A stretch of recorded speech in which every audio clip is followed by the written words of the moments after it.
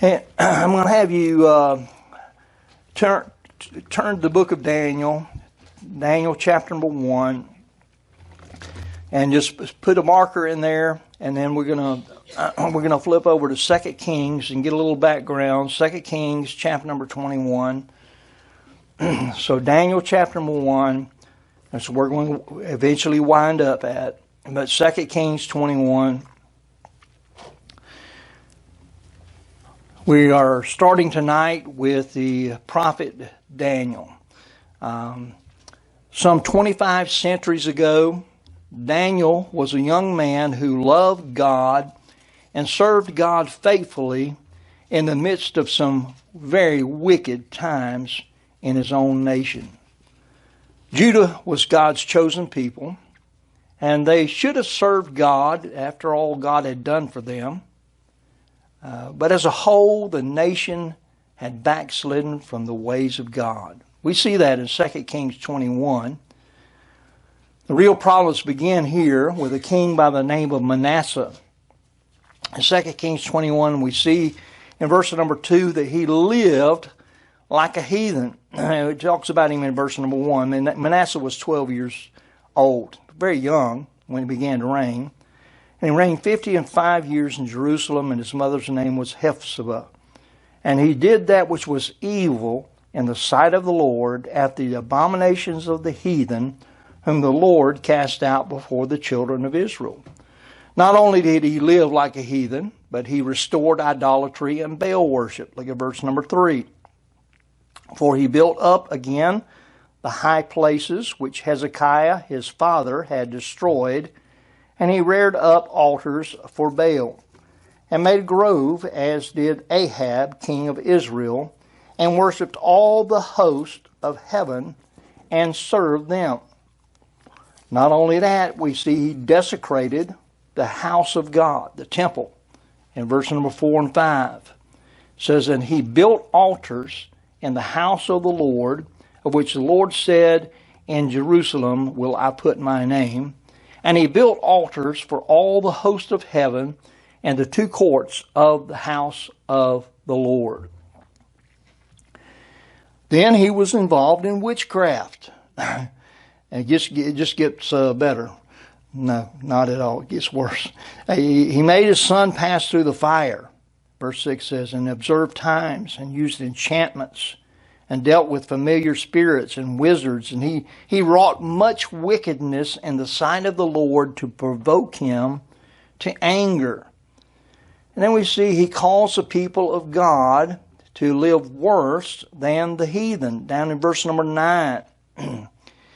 Says, but they hearkened not, and talking about the people, and Manasseh seduced them to do more evil than did the nations whom the Lord destroyed before the children of Israel. How sad, right? And we find that he shed innocent blood, according to verse number 16. Moreover, Manasseh shed innocent blood very much, till he had filled Jerusalem from one end to another, beside his sin, wherewith he made Judah to sin, and doing that which was evil in the sight of the Lord. So he was one bad cookie. And God pronounced judgment upon Judah there in verses number 11 through 15. And back up to verse number 11. It says, because Manasseh, king of Judah, hath done these abominations, and hath done wickedly above all the Amorites did, which were before him, and hath made Judah also to sin with his idols. Therefore thus saith the Lord God of Israel, behold, I am bringing such evil upon Jerusalem and Judah, that whosoever shall hear of it, both his ears shall tingle. And I will stretch over Jerusalem the line of Samaria, and the plummet of the house of Ahab, and I will wipe Jerusalem as a man wipeth the dish, wiping it and turning it upside down. And I will forsake the remnant of mine inheritance, and deliver them into the hand of their enemies, and they shall become a prey and a spoil to all their enemies. Remember that verse right there, okay? He's going to forsake the remnant of his inheritance here and deliver them into the hand of their enemies. Verse 15. Because they have done that which was evil in my sight, and have provoked me to anger since the day their fathers came forth out of Egypt, even unto this day. So we see God pronounced the judgment upon Judah, and after 55 years of Manasseh's reign, Ammon came to power. Look down in verse number 19. Verse number 19, Ammon was 22 years old when he began to reign, and he reigned 2 years in Jerusalem, and his mother's name was Meshullemeth, and the daughter of Haruz of Jothbath. Okay, that's a mouthful right there. But look at verse number 20. And he did that which was evil in the sight of the Lord, as his father Manasseh did. And he walked in all the way that his father walked in, and served the idols that his father served, and worshipped them. And he forsook the Lord, God of his fathers, and walked not in the way of the Lord. How sad, right? Ammon's own servants conspired against him and slew him in his own house. That's how his end came. And according to verse number 23. Now, Josiah then came to power. Josiah then reigned, and a short-lived revival took place for a period of time. There in 2 Kings 22, look at 2 Kings 22 in verse number 2. It says, and he did that which was right in the sight of the Lord, and walked in all the way of David his father, and turned not aside to the right hand or to the left. We see under his reign, the house of God was repaired, according to verse 5 and 6. It says, and let them deliver it unto the hand of the doers of the work that have the oversight of the house of the Lord. Let them give it to the doers of the work which is in the house of the Lord, to repair the breaches of the house, unto the carpenters and builders and masons, and to buy timber and hewn stone to repair the house. So the house of God was repaired. We see the book of the law was found. Verse number 8. And Hilkiah the priest said unto Shaphan the scribe, I have found the book of the law in the house of the Lord. And Hilkiah gave the book to Shaphan, and he read it. And then it was read in verse number 11. And it came to pass, when the king had heard the words of the book of the law, that he rent his clothes. And when they would rent their clothes, that was a sign of mourning, deep mourning. I mean, he heard, and what he heard, he knew that judgment was coming. So Josiah was given, he sought counsel of the Lord, first of all, in verse number 13. Verse number 13. To go ye, inquire of the Lord for me, and for the people, and for all Judah, concerning the words of this book that is found. For great is the wrath of the Lord that is kindled against us, because our fathers have not hearkened unto the words of this book, to do according unto all that which is written there concerning us. So he sought counsel. Josiah was given a reprieve by the Lord, down in verse number 19 and 20. In verse 19 it says, because thine heart was tender, and thou hast humbled thyself before the Lord, when thou heardest what I spake against this place, and against the inhabitants thereof, that they should become a desolation and a curse, and hast rent thy clothes, and wept before me. I also have heard thee, saith the Lord. Behold, therefore, I will gather thee unto thy fathers, and thou shalt be gathered into thy grave in peace, and thine eyes shall not see all the evil which I will bring upon this place. And they brought the king word again. So he got a reprieve, and what was his reaction to that? Well, he cleaned house. Look at 2 Kings 23 and verse number 25. 23, verse 25.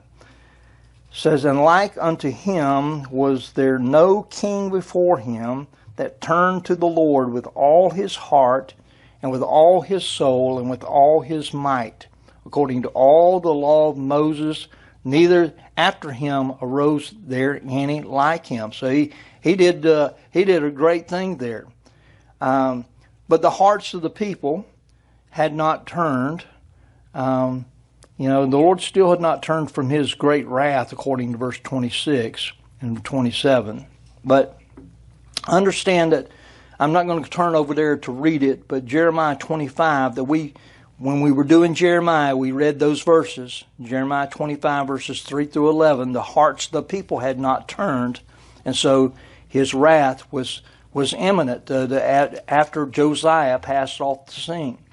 We find there in 2 Kings 23:26 that the Lord had not turned from his wrath that Manasseh had provoked. He delayed his wrath for Josiah's sake, but he had not turned from his wrath. And after Josiah, things began to return to the way they had been before Josiah came to power. Jehoahaz reigned and returned to wickedness. Look at 2 Kings 23, verse 31 and 32. So Jehoahaz was 20 and 3 years old when he began to reign, and he reigned 3 months in Jerusalem. His mother's name was Hamutal, the daughter of Jeremiah of Libnah. And he did that which was evil in the sight of the Lord, according to all that his fathers had done. After him was Jehoiakim. Jehoiakim reigned and nothing changed. Look at chapter 23 there, verse 30, the last two verses, 36 and 37. Jehoiakim was 20 and 5 years old when he began to reign, and he reigned 11 years in Jerusalem. And his mother's name was Zebudah, the daughter of Pedaiah of Rumah. And he did that which was evil in the sight of the Lord, according to all that his fathers had done. So we come to 2 Kings 24, okay, verses 1 through 4, and when we see exactly what is happening when we get to Daniel 1 and verse 1. Okay, let's read the first 4 verses here of 2 Kings 24. Verse number 1 says, In his days Nebuchadnezzar, king of Babylon, came up, and Jehoiakim became his servant 3 years, and he turned and rebelled against him. And the Lord sent against him bands of the Chaldees, and bands of the Syrians, and bands of the Moabites, and bands of the children of Ammon, and sent them against Judah to destroy it, according to the word of the Lord, which he spake by his servants the prophets. Surely at the commandment of the Lord came this upon Judah, to remove them out of his sight for the sins of Manasseh, according to all that he did, and also for the innocent blood that he shed. For he filled Jerusalem with innocent blood, which the Lord would not pardon. So now we turn to Daniel chapter number 1. Daniel chapter number 1. And I want you to note that this, what happened to Judah, came at the commandment of God. Okay? So this was God's will for this to happen to them. And note that what happened to Judah came because of the sins of Manasseh as well. Look at Daniel 1:1 says, In the 3rd year of the reign of Jehoiakim, king of Judah, came Nebuchadnezzar, king of Babylon, and unto Jerusalem, besieged it. And the Lord gave Jehoiakim, king of Judah, into his hand. Who gave him?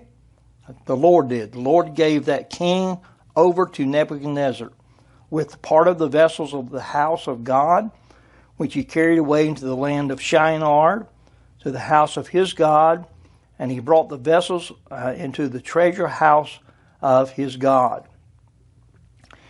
And we see in verse number 3, And the king spake unto Ashpenaz, the master of his eunuchs, that he should bring certain of the children of Israel, and of the king's seed, and of the princes. Here's where Daniel and the 3 Hebrew children, Shadrach, Meshach, and Abednego, as we know them, their actual Hebrew names were different than that.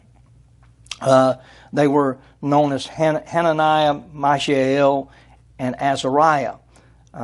We know them as Shadrach, Meshach, and Abednego. At least that's the way I grew up. It was a whole lot easier to remember. Amen. But now when all this came down, Daniel and the 3 Hebrew children were already serving the Lord. They were part of God's remnant. Understand that. They were already serving the Lord, but they were taken captive by King Nebuchadnezzar. They're young kids. They're probably teenagers. All right. These are very young men. Now understand that Daniel and his friends could have despaired, right? I mean, you get carried away into captivity, and your whole life is turned upside down. Your whole life is changed. It's easy to get into despair. They could have given in to the wickedness that was going on around them. They could have given up on serving the Lord, but they didn't do any of that. What would God have us to know of these 4 servants of God? Well, we're just touching the introduction tonight, just touching the introduction, all right? I wanted to give you the preliminaries on that. And this week and next week, pretty much introduction of Daniel 1. And then, Lord willing, we're going to consider the prophet Daniel by himself. And then later in our studies on the people of the Bible, we're going to look at more than just the prophets, Old Testament prophets. Okay, we're going to be looking at other people of the Bible. We will consider Hananiah, Mishael, and Azariah, or Shadrach, Meshach, and Abednego, together in a future study as we look at their life a little bit further. Well, I'm going to go one little step further here. We see there in verse number 1 and 2 that we just read, we see their dilemma. And their dilemma was that the Lord gave Judah into the hand of Nebuchadnezzar, the king of Babylon. We know that's a fulfillment of the prophecy of Isaiah that was given to Hezekiah in Isaiah 39. Look at Isaiah 39. Isaiah 39.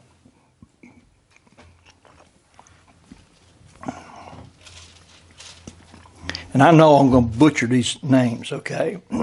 I've already butchered a bunch tonight, and I'm going to butcher a few more right here as we read these big old long names. I could even practice them, and I'm going to butcher them anyway. Y'all understand what I'm saying? All right. Chapter 39, verse 1. At that time, Merodach Baladan, the son of Baladan, king of Babylon, sent letters and a present to Hezekiah, for he had heard that he had been sick and was recovered. Now, this was before Nebuchadnezzar's day. All right? Hezekiah is in charge. And here they come with bearing gifts. Look at verse 2. And Hezekiah was glad of them. Notice this. And showed them the house of his precious things, the silver and the gold and the spices and the precious ointment and all the house of his armor and all that was found in his treasuries. There was nothing in his house, nor in all his dominion, that Hezekiah showed them not. Now, that wasn't real bright. It just wasn't. Not at all. And then Isaiah's going to let him know. Look at verse 3. Then came Isaiah the prophet unto King Hezekiah and said unto him, What said these men, and from whence came they unto thee? And Hezekiah said, They are come from a far country unto me, even from Babylon. Then said he, What have they seen in thine house? And Hezekiah answered, All that is in mine house have they seen. There is nothing among my treasures that I have not showed them.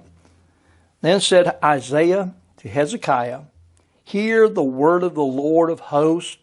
Behold, the days come that all that is in thine house and all which thy fathers have laid up in store unto this day shall be carried to Babylon. Nothing shall be left, saith the Lord. And of thy sons that shall issue from thee, which thou shalt beget, shall they take away, and they shall be eunuchs in the palace of the king of Babylon. And that word eunuchs means that they were castrated. I mean, just plain and simple. And Daniel and the 3 Hebrew children were part of that group. All right? And then think about that. When you think about that, they were still serving the Lord even after being abused like that. Okay? They loved the Lord. I want you to notice Hezekiah here in verse 8, though. Then said Hezekiah to Isaiah, good is the word of the Lord which thou hast spoken. He said, moreover, for there shall be peace and truth in my days. Well, at least I'm not going to have to deal with it. My days are going to be okay. What an attitude. Hezekiah had done foolishly, and it would wind up costing Judah. And then this was a fulfillment of Jeremiah's prophecy that was given to Judah, and I mentioned previously in Jeremiah 25, 1 through 11. I'm not going to go read that. We read it when we were dealing with Jeremiah the prophet. But Jeremiah 25, 1 through 11, for 23 years, Jeremiah and others preached, but nobody listened. Nobody listened. And so we see what happened here. That's what the dilemma was. All right, that's all we got time for tonight. We need to put a mark there. We'll come back, pick up there, and finish our introduction. Okay, and we're still just touching the introduction right now. Appreciate you being here tonight. We're gonna pray for the needs that we mentioned earlier. If you pull out your prayer list, and then we'll be dismissed with this prayer.